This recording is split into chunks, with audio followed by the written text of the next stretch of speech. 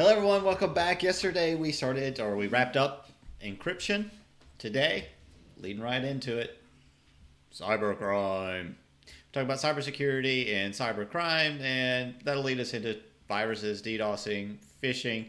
Maybe we'll get through all that today. Let's start out with our code.org video.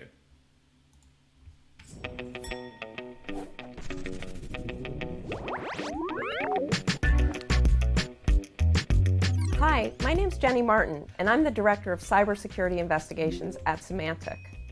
Today, cybercrime causes huge problems for society, personally, financially, and even in matters of national security.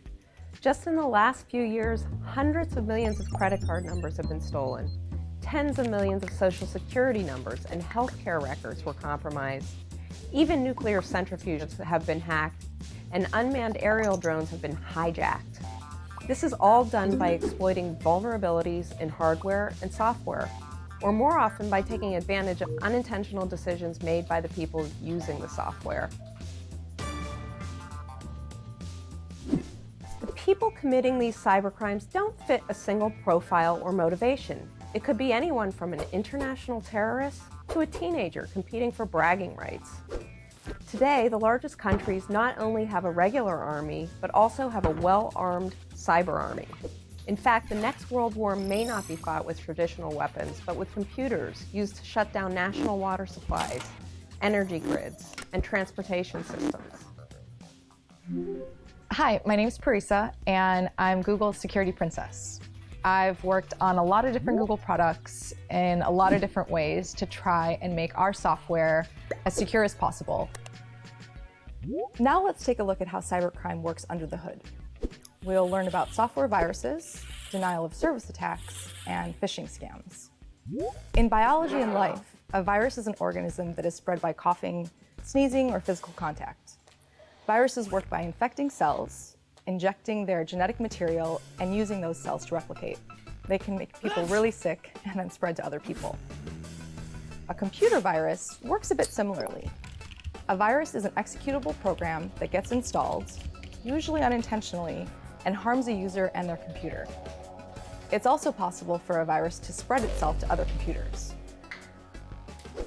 Now, how does a virus get on your computer in the first place? There are a couple ways an attacker can infect someone's computer. They might lure a victim into installing a program with deception about the program's purpose. So, for example, a lot of viruses are disguised as security updates. It's also possible that the software on your computer has a vulnerability, so an attacker can install itself without even needing explicit permission. Once a virus is on your computer, it can steal or delete any of your files, control other programs, or even allow someone else to remotely control your computer. Using computer viruses, hackers can take over millions of computers worldwide, and then use them as a digital army, otherwise known as a botnet, to attack and take down websites. This kind of attack is called a distributed denial of service. A denial of service is when hackers overwhelm a website with too many requests. We call it a distributed denial of service when the attack comes from many computers all at once. Most websites are ready to respond to millions of requests a day, but if you hit them with billions or trillions of requests coming from different places, the computers are overloaded and stop responding. Another trick used by cybercriminals is to send large amounts of spam email in an attempt to trick people into sharing sensitive personal information. This is called a phishing scam. A phishing scam is when you get what seems like a trustworthy email asking you to log into your account, but clicking the email takes you to a fake website. If you log in anyway, you've been tricked into giving your password away. Hackers can then use your login credentials to access your real accounts, to steal information, or maybe even to steal your money. Fortunately, there are many companies, laws, and government organizations working to make the internet safer. But these efforts are not enough. You may think when a computer system gets hacked, the problem was the security design or the software. 90% of the time a system gets hacked, however, it's not because of a security bug, but because of a simple mistake made by a human. It turns out there are steps we can all take to protect ourselves.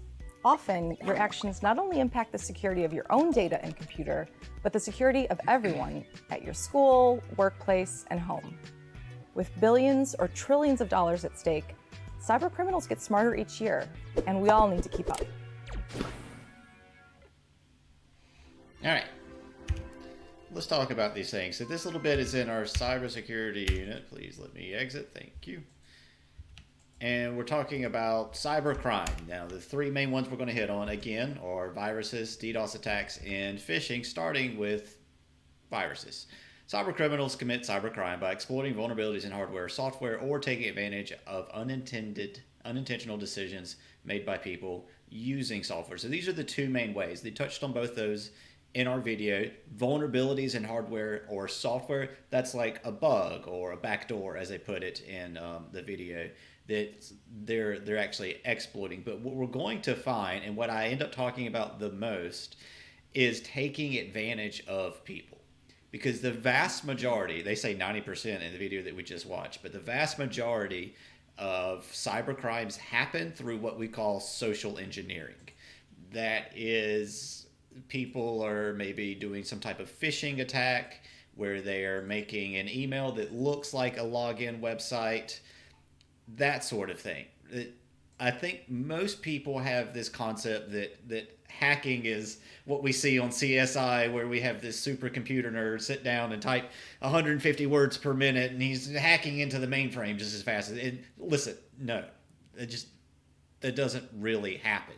The vast majority of stuff is through social engineering, and we'll get more on that. So common types of cybercrime include hacking, theft, cyberbullying, identity theft, viruses, and malicious software. We're going to focus on these three types: viruses, DDoSing, and phishing. So a computer virus is a type of malicious software under this umbrella called malware. So malware is the big umbrella term, and there's things underneath that. Virus is one of the things that's underneath that.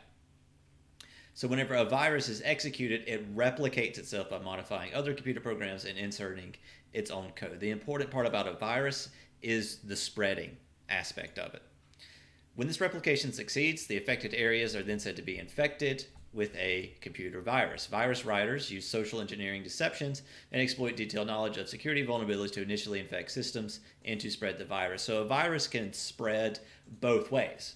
It can either be by exploiting a vulnerability in the existing software, or through social engineering. That is, you download a program that you think is a perfectly fine program, but it turns out it's malicious. So we got some pauses here. Let's see what these things are about. We'll come back to that one. Oh, this video is great. I want to hit the other pause that I got. So historically, popular operating systems and software applications have been the most vulnerable to viruses. So when I was growing up, there was always this idea that if you got an Apple, that you couldn't you couldn't be infected in viruses. Now, keep in mind, when I say when I'm growing up, I'm dating myself here, but we were using Napster in the 90s to download music. And this is like the Wild West of the internet, man. Like, nobody's running firewalls, nobody's using VPNs. We're just like, hey, let me connect directly to you and download this file, which is named something that I like. And so things were pretty rough then. But there was this idea that if you had an Apple, you just didn't get a virus. And what it was is that you were statistically not likely to get a virus, because if you are making a virus, what you're going to do is target what most people are using.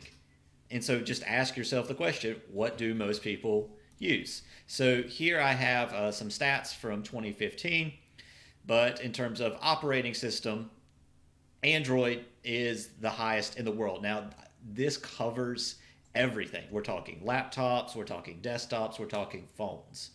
Android represents 55% of the market. Now, that number probably, I assume, is striking you. Here in the U.S., Mac is very prolific.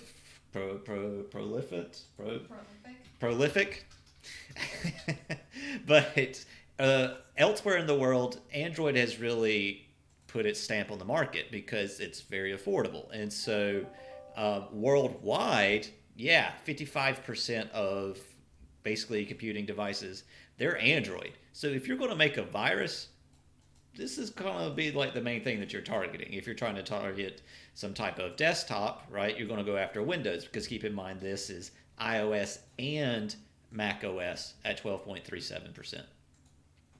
If we look at just desktops, laptops, we see that 83% is Windows. Again, that's what you're going to target. This was a stat pull from 2018. So, yeah. Should you be scared? No, because again, keep in mind that the vast majority of ways that viruses spread are through social engineering, right? These back doors that we talk about, our guys are constantly trying to seal those up so that there is no back door. The vast majority of ways that people get malware or get scammed in some way is due to social engineering, which we'll see more of that.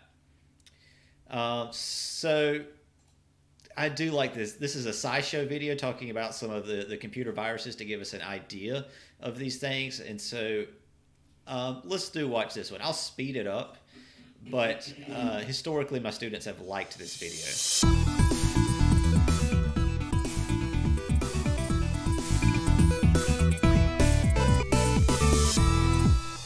This episode of SciShow might make you a little paranoid about computer viruses and internet security, but that's probably a good thing. When we talk about a computer virus, we usually mean any kind of code that's designed to do harm and spread itself to more computers. They're created by malicious programmers who might want to use your computer to attack other targets or make money by stealing your personal information. They could also just be trying to see how far their virus will spread. Different viruses can affect Windows, Mac, and Linux computers, and even the data servers that keep companies and the internet itself running. Antivirus programs help, but they can have trouble dealing with threats they've never seen before. Over the years, there have been thousands and thousands of viruses spread online, and they've caused billions of dollars of damage from lost productivity, wasted resources, and broken machines. A few dozen of those viruses stand out. Some spread especially quickly, or affected a lot of people, or created a ton of damage all by themselves. Some did all of the above. Since a lot of viruses were very bad in a lot of different ways, it's hard to pick out which ones were objectively the worst. But with that in mind, here are 5 of those extra destructive viruses. These are snippets of code that changed the way people thought about computer security, both the people designing the viruses and the people trying to protect against them. Say it's May 1999. You're an unsuspecting computer user who's never gotten a virus, let alone been trained to look for the signs that an email might be malicious. You get an email from someone I like the way you phrase that, because I cannot emphasize enough, this is how stuff was.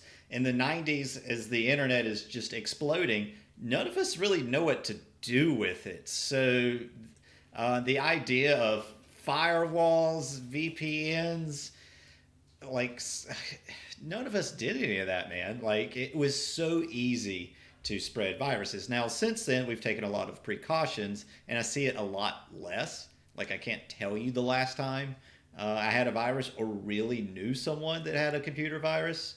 But back in the 90s, it happened all of the time. And it's just, we didn't take the same precautions that we do now.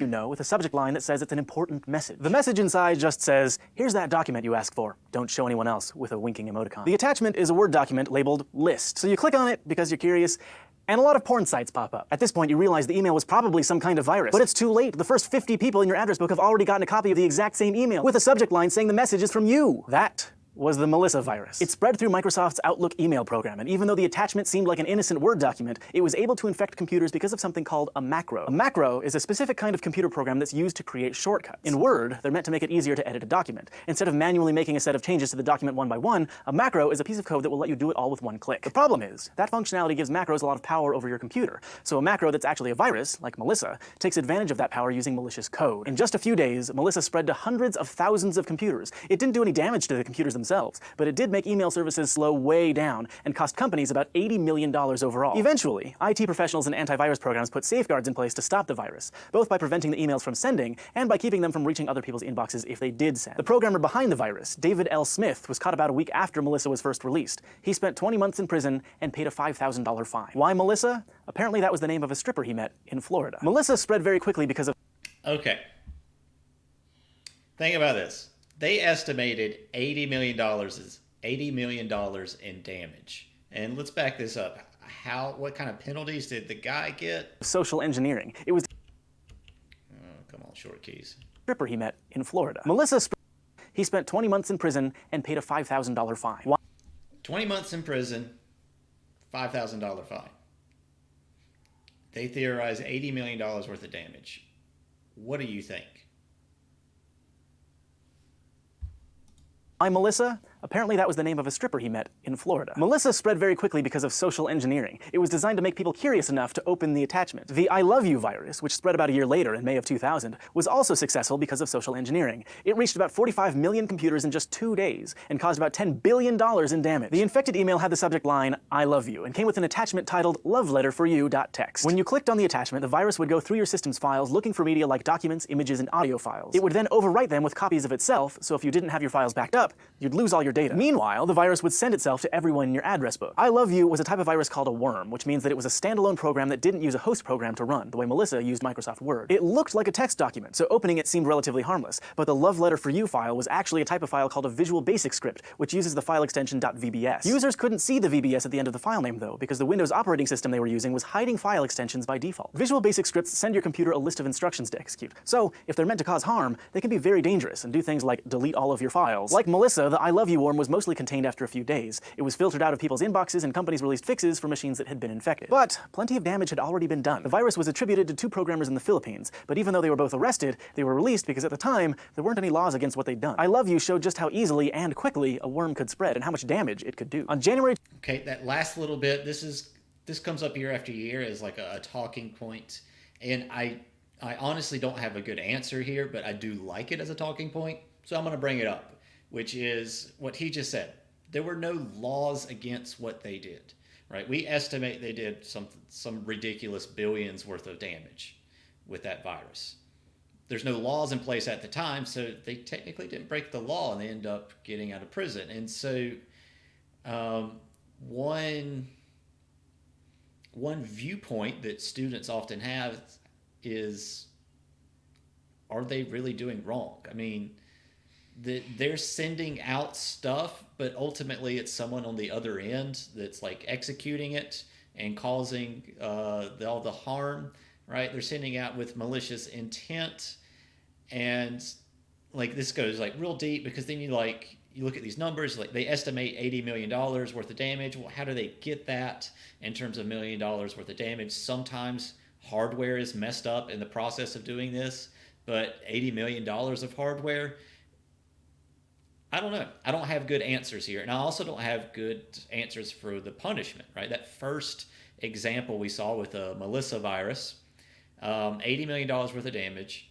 The person spent 20 months in prison, $5,000 fine.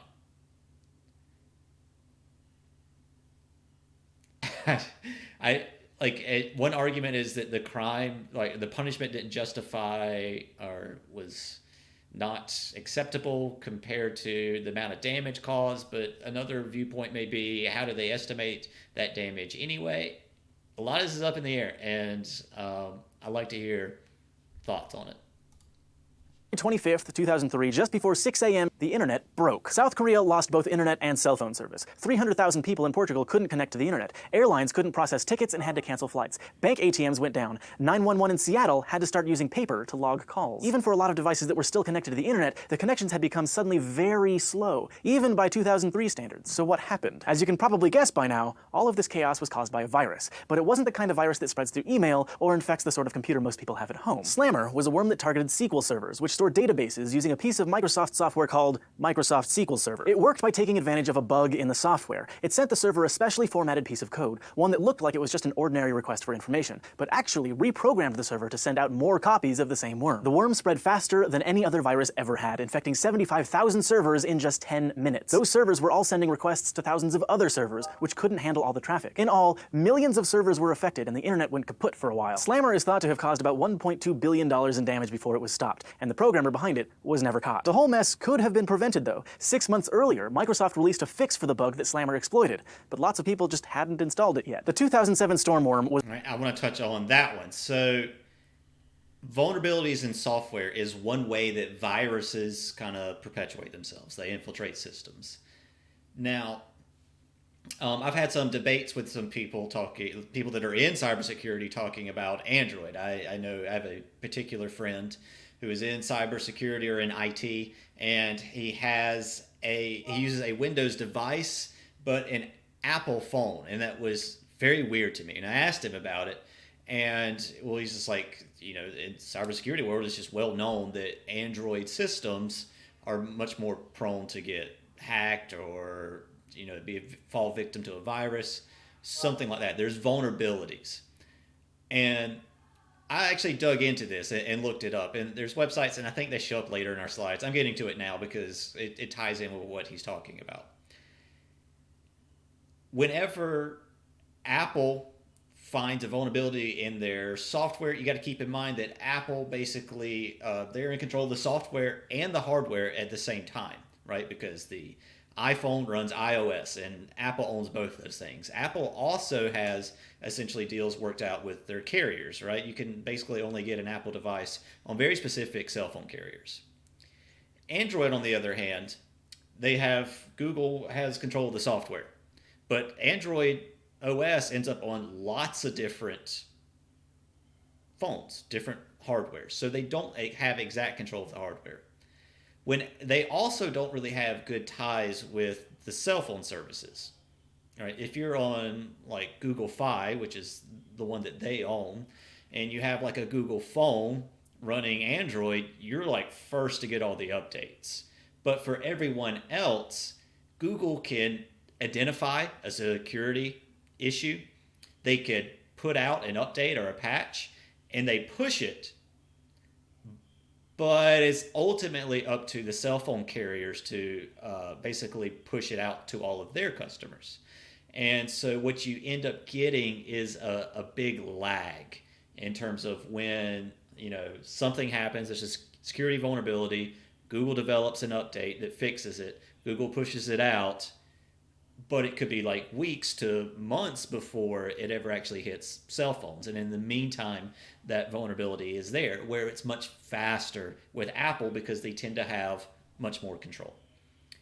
That's kind of what we talked about here, right? There was actually a push, a fix, an update that Microsoft developed and put out, but maybe people didn't update, or it something of that nature. And so the vulnerability still existed. And that's a problem, particularly because once the vulnerability is found, you can imagine that the knowledge of that vulnerability starts to spread.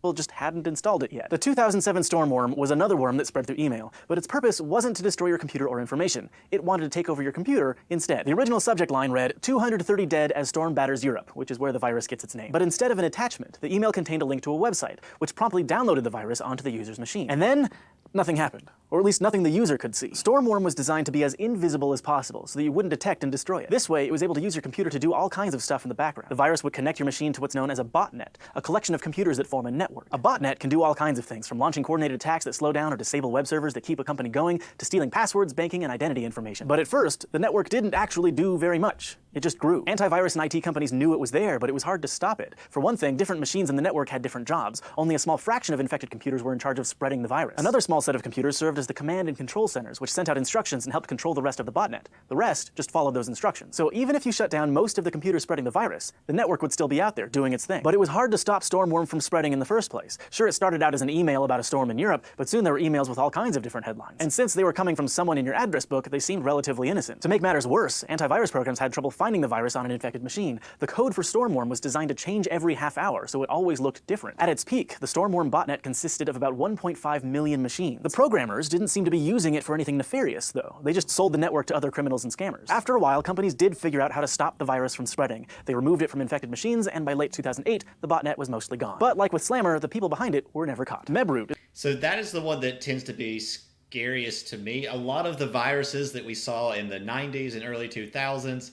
they showed up in a hurry, meaning once you got infected with the virus, you knew pretty quickly, because a lot of them were like annoying pop-up things, trying to get you to buy stuff, that sort of thing. What's scary to me is the viruses that spread but don't really do anything. They kind of lie dormant until like much later. This particular one spreads and creates basically a network, and they end up selling it off. that if anyone that wants to tap into those machines could, and they could in theory DDoS, as we're going to talk about a little bit later.